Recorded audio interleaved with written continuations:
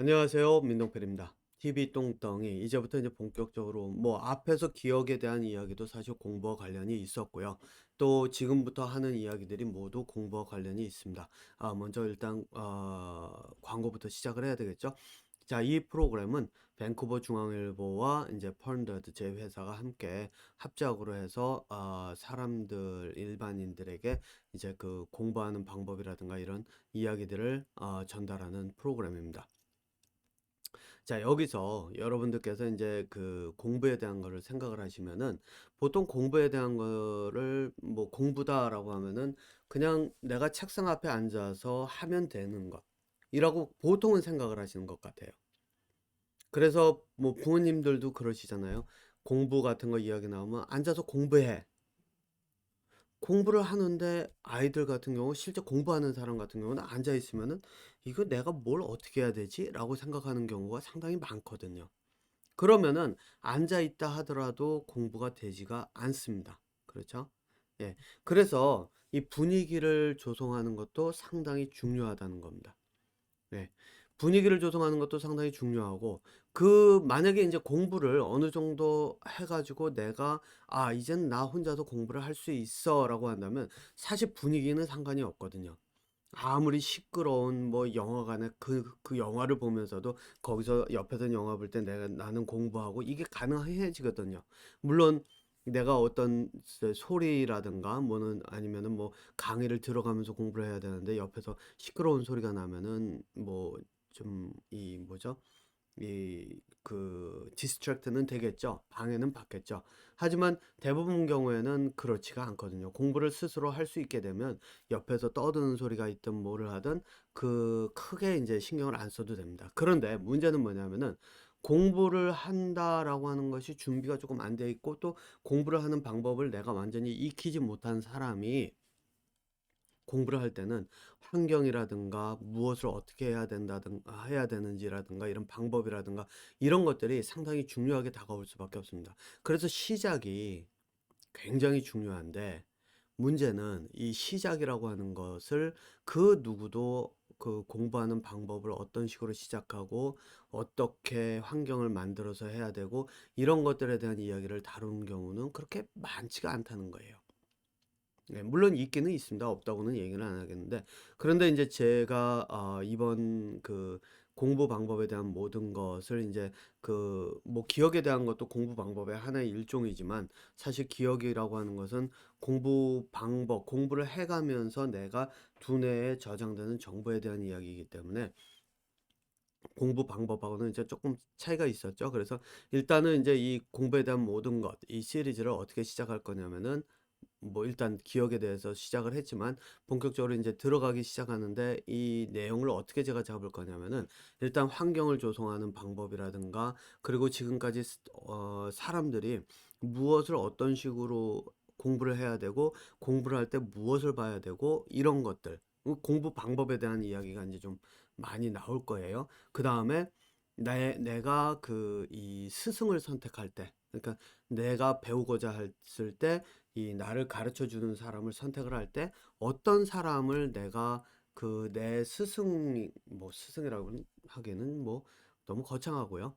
예. 그러니까 선생님이죠. 예. 선생님을 이제 선택할 때 어떤 식으로 이제 어떤 이 기준으로 선생님을 선택해야 되는가 이제 이런 이야기들에 대한 것을 다루도록 하겠습니다. 먼저 시작하기 전에 광고를 한번 해야죠. 예. 제가 광고를 할 게 뭐가 있냐면 바로 요겁니다. 캐나다 이 한인 늘푸른 장년회라고 하는 이제 이 밴쿠버에 이제 있는 그 회장님이 제 뭐야 이 물론 연세가 좀 있으세요. 그래서 장년회라는 이름으로 해가지고 하고 또 이 장년회 말고 또 이분께서 이제 청년들의 모임도 같이 이렇게 키워가려고 이렇게 하시는데 작년 가을에 이어서 이제 올해도 제가 대학 이 작년 대학 강좌 하나를 맡았습니다. 그게 뭐냐면은 여기 옆에 이제 보이시는 제가 펜을 놓고 예, 여기 보이시죠? 여기 밑에 이제 동그라미 친 바로 요 부분이거든요. 예, 그래서 이걸 강의를 하는데 요번에 강의하는 제가 강의하는 이 주제가 뭐냐면은, 제가 잠시 지금 아직 커리큘럼을 다 만들질 않아서 그런데 바로 요런 내용들입니다. 우주의 생성이라든가 상대성 이론, 그리고 시간 여행, 그리고 이 수학이라든가 또 이것들을 이제 합쳐서 좀 이 뭐라 그럴까요? 좀 깊이 있는 그런 지식이 아니라 전체적인 개념을 다룰 수 있는 그런 것들에 대한 이야기를 이제 하려고 하고요. 그 다음에 생명이 어떻게 시작됐는지, 그리고 외계인은 존재하는지, 그리고 진화라는 것은 어떻게 이루어지는지, 그리고 뭐 숨 쉬는 것, 먹는 것, 기생충, 그 다음에 바이러스에 대한 이야기, 그 유전자 재조합, 뭐 요즘 많이 나오죠. 복제인간, 뭐 이런 것들, 그리고 지구 온난화하고 멸종에 대한 이야기들, 요즘 뭐 유엔에서 이제 이런 이야기들 많이 나오죠. 시간하고 기록이 이제 뭐를 의미하는지, 그리고 신호, 언어, 그리고 이제 두뇌가 진화하는 과정. 예, 이 사람의 그 두뇌가 또 가는 진화해서 어느 방향으로 가려고 하는지, 그 다음에 끝에 이 두뇌와 함께 영혼의 실체 이런 것에 대해서 이제 제가 커리큘럼을 다 짜면은 좀 더 구체적으로 나올 겁니다. 그래서 이런 내용들을 골자로 해가지고 강좌를 이제 만들려고 합니다. 그래서 여러분들께서 제가 이게 시간이 제가 하는 시간이 토요일 오후 2시니까 한국이나 외국에 계시는 분들 뭐 계산하시면 되겠지만, 한국에 계신 분들은 이게 일요일 오전 어, 일곱 6시 7시, 예, 6시겠네요. 예, 일요일 오전 6시쯤 되기 때문에 뭐 한국에 계신 분들도 들으실 수 있습니다. 다만 이제 여기다 연락을 해가지고 회비는 좀 내셔야 됩니다. 그래야지 뭐 이 온라인으로 하는 교육들 같은 경우에는 다 들으실 수가 있는데, 아마 지금 10명씩이라고 하긴 하는데, 뭐 한번 여러분들께서 관심이 있으시면은 직접 여기다가 이제 연락을 하시면은 뭐 외국에 계셔도 들으실 수 있다고, 이제 저는 회장님하고 이원배 회장님이신데 그분하고 이제 전화 통화를 했을 때 얼마든지 가능하다고 그렇게 말씀을 하셨으니까, 한번 생각이 있으신 분들은 신청을 한번 하시기를 하시라고 이제 제안을 드립니다. 자, 제가 제일 먼저 이제 이야기를 그 일단 사회나 이런 분위기가 내 공부에 영향을 미치는 이야기를 하기 전에, 공부에 있어서 가장 중요한 핵심, 이제 특히 공부를 하는데 이 어려서부터 이제 공부의 분위기를 잡아가는, 그러니까 공부의 기초를 다져가는 그 부분들이 좀 많이 빠져 있거든요. 근데 그 부분에 대한 이야기를 이제 요번에는 뭐 지금 한 7분 정도 남았죠. 네, 7분 정도 남은 시간에 이제 제가 잠깐 이야기를 하고, 그 다음에 환경이 주는 요소, 그 다음에 무엇을 어떤 식으로 해야 될지, 그 다음에 이제 내가 배울 수 있는 사람을 선택할 때 봐야 될 것, 뭐 요것들을 이제 하나씩 풀어나가도록 이제 한번 하도록 하겠습니다. 제일 먼저 생각을 해야 될 거는, 여러분들께서 공부의 핵심을 어떻게 생각을 하시는지 모르겠는데 한번 생각을 해보셨나요? 도대체 공부를 잘하는 사람들과 공부가 잘 안 되는 사람들의 차이는 무엇이며, 또 어떤 경우에는 이런 경우가 있죠. 어렸을 때 뭐 공부라고는 아예 하지도 않고 맨날 놀던 아이가, 예, 놀던 아이가 어느 순간 중학교든 고등학교든 딱 갔더니 성적이, 공부를 하기 시작하면서 성적이 쭉쭉쭉쭉 올라가요. 예. 이게 다른 사람 이야기가 아니라 뭐 제 경험에서 나온 이야기입니다. 제가 그랬다는 얘기가 아니라 제 동생이 그랬습니다. 제 동생은 중학교 때 갈 때까지만 해도, 초등학교 때까지만 해도 공부라고 하는 거는 아주 담을 쌓고 놀기만 했던 아이거든요. 그런데 뭐 아이라고 할 수는 없겠네요. 지금 서울대 교수이고 나이가 벌써 저희 50이 다 돼가는, 아직 40대 후반인 그런 상태이기 때문에 아이라고 할 수는 없는데, 어쨌든 놀았었는데 중학교서부터 해가지고 공부를 시작하더니 그냥 말 그대로 전교에서 탑에서 놓치지 않고 그 선에서 계속 공부를 하게 됐던 그런 경우였는데, 여러분들께서는 이런 이야기를 들으면은 좀 의아해하지 않나요? 이게 왜, 저 같은 경우는 좀 반대였어요. 저 같은 경우 초등학교 때는 그냥 뭐죠? 배우는 대로 해가지고서는 성적도 뭐 선생님들이 "잘한다." 그러면서 막 이럴 정도였는데 오히려 중학교, 고등학교 올라가면서 성적이 뚝뚝뚝 떨어지기 시작을 해 가지고 이 상위권에 들지도 못하고 인제 거기서 왔다 갔다 했는데, 공부를 하면 저 같은 경우가 그랬어요. 공부를 하면 성적이 오르고 공부를 안 하면 성적이 뚝 떨어지고, 이게 아주 이 위아래 업 앤 다운이 굉장히 심했었는데, '이런 현상들이 왜 벌어질까?'라고 하면은 여러분도 한번 그 생각을 해 보셨는지 모르겠어요. 거기에는 한 가지 커다란 차이가 있습니다. 이게 인제 언어로 생각하는 아이들과 언어에 빠진 아이들과 이 실제로 관찰을 해 가면서 시간을 보낸 아이들의 차이라고 볼 수가 있어요. 그게 뭐냐면은, 언어가 발달이 빠르면은 모든 것들을 언어로 받아들이고 또 학교 교육이 언어로 이루어져요.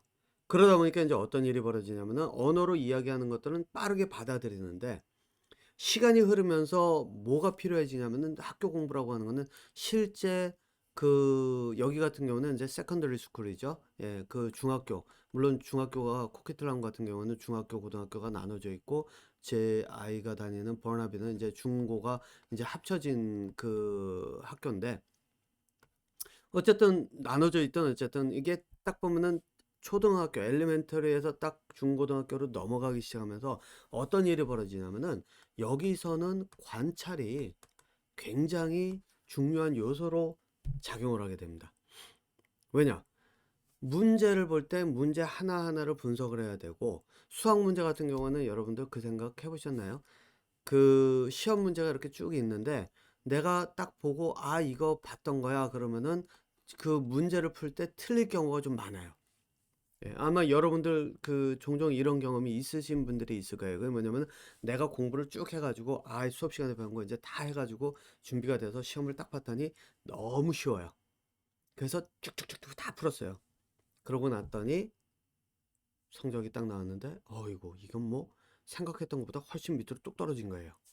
그러면 곧 생각을 하죠. 왜? 그래 가지고 봤더니 어이구 이것저것 중간에 박혀 있는 거를 다 놓친 거예요. 이게 뭐냐면은, 내가 알고 있는, 배워서 알고 있다는 생각에 문제를 분석을 하는 것이 아니라, 문제를 그냥 있는 그대로 보고 그냥 '아 같은 거니까 이건 이거야.'라고 답으로 먼저 가는, 두뇌가 답을 먼저 생각하는 쪽으로 간다는 거예요. 그런데 실제 필요한 거는 뭐냐면, 문제가 있으면 이 문제를 하나하나 확인하면서 어느 부분이 다른지, 다른 점, 이걸 찾아서 그걸 가지고 고민을 해야 되거든요. 어떻게 풀 것인지. 그래서 오히려 반대로 문제가 어렵게 느껴졌을 때 그 문제를 하나하나 분석하면서 가면 성적이 오히려 생각보다 높게 나오는 경우가 있어요. 물론 이건 제가 경험했던 것도 그렇고, 제가 학생들한테 물어봐도 그런 경우가 이제 종종 있어요. 뭐 제가 볼 때는 거의 다 한두 번씩은 겪었던 일들인데, 자 그러니까 이게 뭐를 뜻하냐면은, 초등학교까지는 대부분 그냥 배운 대로 반복을 하는, 언어로 습득하고 또 언어로 습득한 거를 그대로 내가 표현할 수 있으면 성적이 나오지만, 진짜 필요로 하는 중고등학교 들어가면서는 차이점을 봐가면서 문제를 분석하는 능력에 가면은 이게 확 달라진다는 거예요. 네. 그러니까 어려서부터 자세한 것, 구체적인 것들을 관찰하는 그런 놀이를 하는 아이들 같은 경우에는 실제로 학교 가면은 공부가 이렇게 쭉 올라가요. 반면에 놀이를 하는데 이 언어를 기준으로 해 가지고 사람들이 왜 이런 거 있죠. 소꿉장난. 뭐 오늘 뭐 요리하는 놀이를 한다든가 뭐 이런 것처럼 이렇게 소꿉장난하는 경우 있죠. 예. 그런 경우, 아이들과 줄넘기하고 놀거나 뭐 이런 경우는 관찰이 들어가기보다는 노는 것에 초점이 맞춰져 있고 재미에 초점이 맞춰져 있기 때문에 관찰이 빠지게 되고, 그런 경우에는 오히려 중고등학교 올라가서 관찰이 필요로 하면은 그 부분에서 오히려 배우는 습득의 속도가 느려진다는 거예요. 그래서 제일 중요한 거는 아이들이 관찰을 할 수 있으면서 커 왔는가가 중요한데, 그래서 그게 안 되면은 뭐를 해야 되냐면은, 실제 공부를 시작하기 전에 제일 먼저 해야 될 게 관찰이에요. 그러면 관찰을 어디서 하는가? 일상생활에서 하는 거죠. 내가 보고 있는 컴퓨터에 대한 것들을 관찰하고 내가 밖에 나가 가지고 접하는 건물들의 모양을 관찰하고 또 여행을 가면 여행을 갔을 때 그 지역에 어떤 그 특징이 있는지를 관찰하고 이런 것들이 실제 관찰력을 늘려가면서 다양한 관찰력을 여기에서 또 중요한 건 뭐냐면은 자세하게 자세한 관찰이에요. 이게 핵심이라는 거죠. 그래서 저는 뭐라 그러냐면은 공부를 시작하기 전에 충분히 놀아야 된다라고 이야기를 해요. 근데 그 노는 것이 무엇을 하면서 노느냐? 게임을 하면서 노는 것도 아니고 게임을 해도 관찰은 할 수가 있어요. 또 제가 아까 소꿉장난을 얘기하지만 소꿉장난을 하더라도 관찰을 할 수가 있어요. 예. 그래서 소꿉장난이라 그래 가지고 다 저기 그냥 놀이다 저는 그렇게 얘기하는 게 아니에요. 관찰을 하면서 상대방 아이가 행동하는 거를 보면서 그 어떻게 행동하는지 이런 것들을 관찰하는 것도 관찰이거든요. 그러니까 뭐 제가 인제 단편적인 예로 소꿉장난을 예를 들은 거고요. 그렇기 때문에 아이가 움직이면서든 내가 뭔가를 하면서든 관찰을 하느냐 안 하느냐가 공부의 그 이 가는 길을 완전히 다르게 만들 수가 있다는 거예요. 자, 그러니까 공부를 시작하기 전에 제일 먼저 해야 될 것, 내가 해야 될 것은 관찰. 그러니까 오늘부터 세수를 할 때, 아침에 일어나서 집안 청소를 할 때, 또는 뭐를 하든 관찰을 하는 훈련으로 일단 하루를 시작하라고 말씀을 드리고, 이제 요 다음 편에서 이 사회 환경에 대한 이야기를 제가 이제 공부를 하기 위한 환경에 대한 이야기로 넘어가도록 하겠습니다.